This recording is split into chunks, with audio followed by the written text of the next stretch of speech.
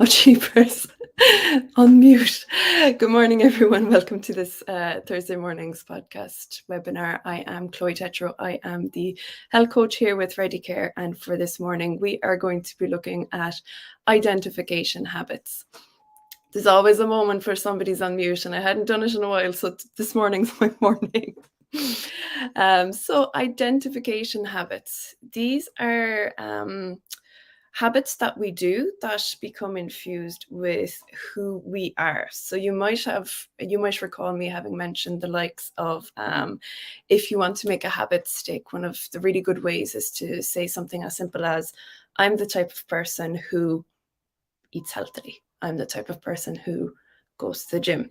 So for this morning, we're going to have a look at what the theory behind that is and why it holds quite a bit of weight in looking to implement new changes, and why it's a good tool to bring to your arsenal. So identification habits are basically the things that we do in our lives that are most closely associated with how we view ourselves as people.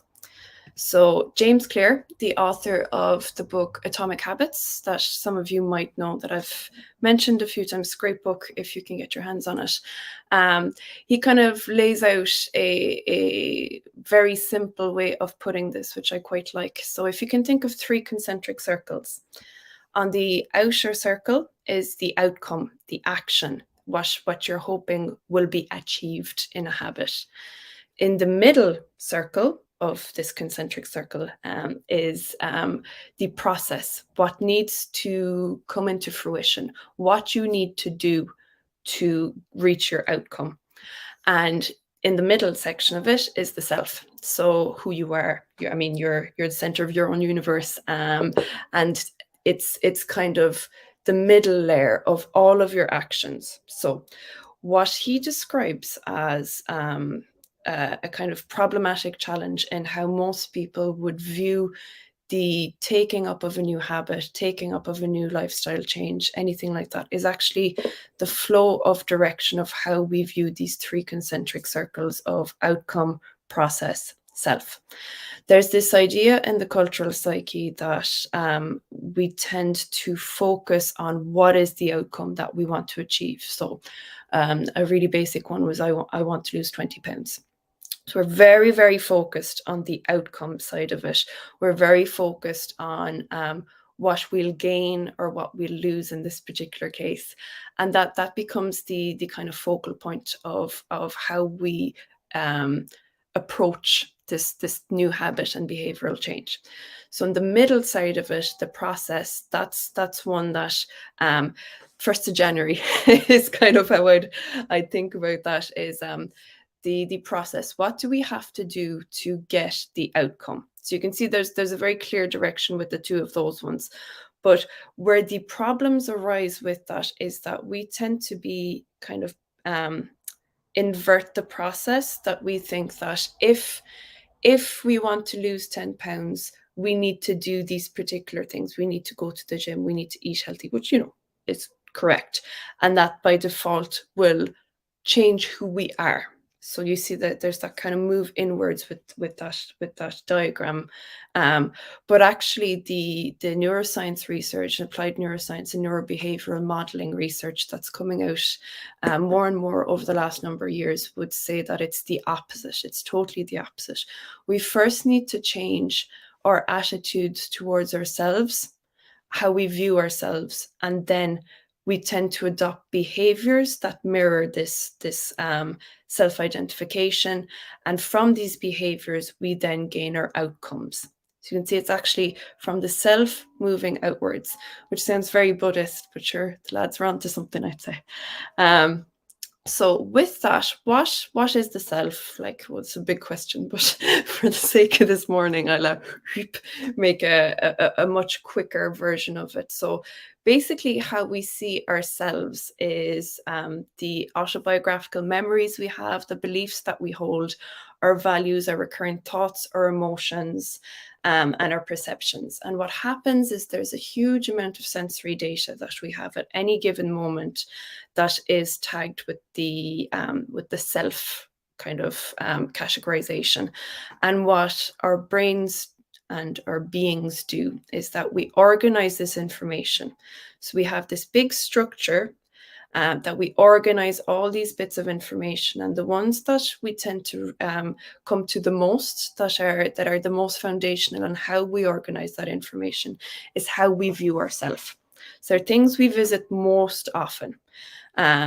So with that is kind of that would be the central pillar, let's say, of how we approach all of our behaviors and all of our actions.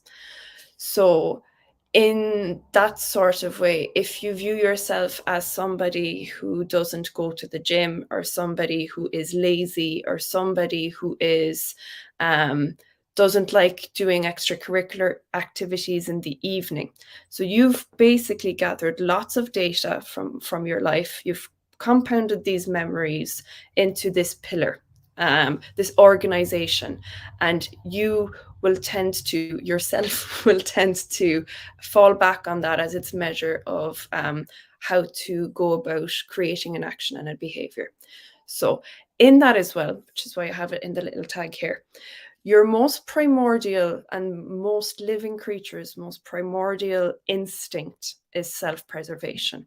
And I mean this from the kind of survival instinct part, where we are trying to stay out of harm's way, but actually in the self, as we were speaking about it this morning, the self is how we, it's kind of our seat of consciousness. It's where we operate from in all of our actions and behaviors, and we become very, very attached to our formation of self, who we believe that we are, and we go very, very hard of our way from a psychological perspective to preserve that and to make sure it is not in any kind of damage, or sorry, that it's not in any kind of danger.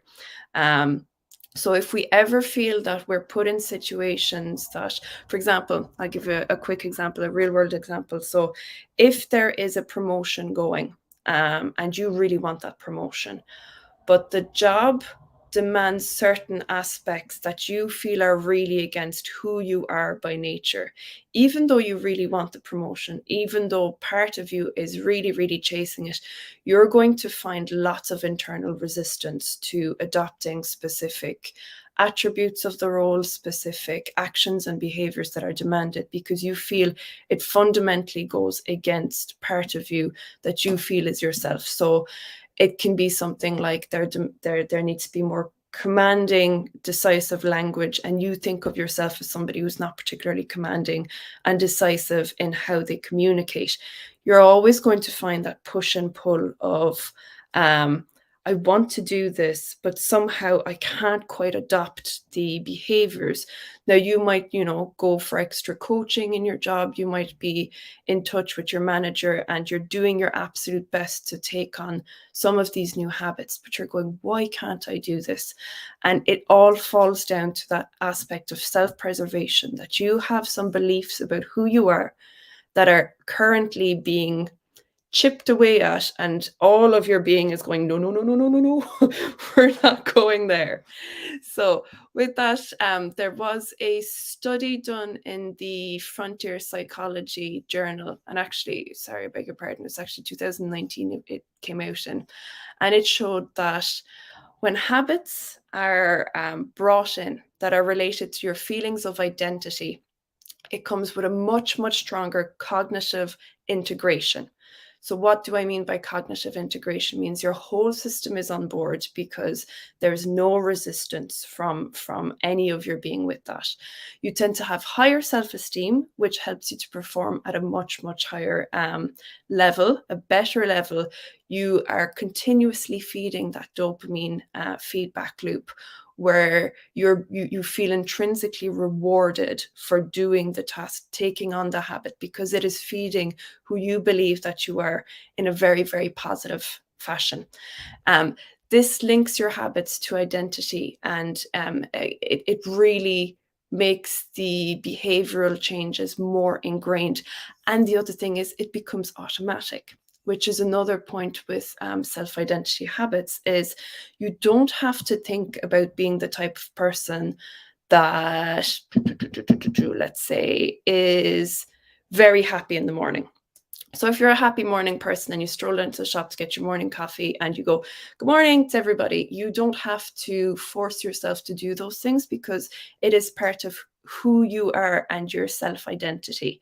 It is a habit of going down to the shop, being smiley with the deli lady, and, you know, having that general behavior. You do not have to force yourself to do those things. But if you were the type of person that viewed themselves as, I'm a very cranky morning person, actually, don't speak to me until I've had my first coffee type of person, it would be very difficult for you to take on the attributes of somebody who's a happy-go-lucky morning person.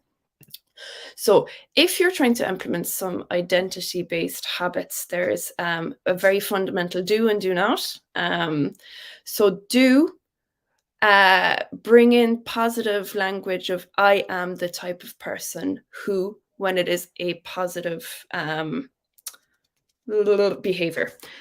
So I am a morning person. I am a healthy person. I am someone who loves eating healthy. I am the type of person who loves to take some time out for myself and, you know, really give myself that relaxation in the evening. So when it's to do with supporting that new behavioral change, do use I am. So that's the fundamental takeaway of this morning's video. And convexly, if you're trying to break a habit, do not use I am. So if you're to take anything away from this morning, do I am when it's a positive support to your new habit. Do not use I am when it is a negative detriment to your habit. Example, I am a grumpy morning person. I am a lazy person in the evening. I am too tired in the evening to make a healthy meal. So changing that around, changing the language around to, I find it difficult to make meals when I'm tired, versus I am. So that's, I know I'm kind of hammering home the point a little bit, but I was going to say there's madness to my method, but sure, look at proof and adaptation. So what you want to be doing with these things is really going back to that concentric circle of outcome, process, self. What you want to be doing is looking for evidence that you can give yourself that you are that person. So look for small wins throughout the day. A good, when I was having a look at things to pop into this morning's webinar, an example that came quite a bit, because James Clear, the author of Atomic Habits, talks about this. When he described someone who wanted to play an instrument every day, instead of saying, I want to practice every day, to start to think of yourself as a musician. I am a musician. And, you know, I can relate to this because I am a musician. I play music. And instead of looking at it in terms of, I have to practice 1 hour a day, you start to see small wins all the time, which help to really converge into that sense of, I am a musician. So that can be small things like, I really enjoy listening to music. I really enjoy picking up the guitar, even for 10 minutes between sessions. I really enjoy going to gigs. So all of these things, even though they're not outcome-based, will help to fortify your experience of bringing that in as a self-identification habit. And you will find it exponentially easier to get to the process, to get to the outcome, because all of a sudden, all of that is wrapped in the neat bow of feeding the self. We all love the self-preservation aspect, and it's tying into that feedback loop. So a small little exercise, actually outlined by James Clear, which I'll share with you guys today, is, and you can pause the video after I ask the questions or come back to it, is name the performance or appearance goal you want to achieve, or name the outcome that you want to achieve. So that's step one. Just jot that down for yourself real quick. Whatever that may be. Coming into the Christmas season, a good one could be I want to make sure that I'm not stressed. I want to enjoy my Christmas season. Step two, in one sentence, describe the type of person who would achieve your goal. So just depersonalize it for a second and think of the type of person that is like that. So what is somebody who can... What is somebody like that can enjoy their Christmas season, or whatever goal you've put in? What is somebody like that can have a stress-free seasonal period? What are they like? And really sink into, what is that person like? So that's the new identity that you really want to be working from. And step three is list 5 incredibly small steps you can take to become this person. Now, James Clear is also quite famous for the 1% rule. That is a 1% incremental change in the direction that you want to go towards is far more sustainable than trying to take on lots of things at the same time. So list 5 small steps. Or what I would add to that is, what 5 small steps can you already see yourself doing in your life that will support this? So as a quick summary for you guys, get rid of my old banner there. The takeaway from today is your current behaviors are simply a reflection of your current identity. The most powerful tool for changing habits is to change how you see yourself. And a good starting point and a sentence to remember and take away from today is, I am the kind of person who does whatever, whatever works for you in that aspect, whatever makes the most sense for you. So guys, I hope you enjoyed that and got something out of it with regards understanding identification habits. Andrew will be back next week, and just if you enjoyed this video, don't forget to click subscribe to our YouTube channel. We'll talk to you later, guys. Have a lovely day. Bye.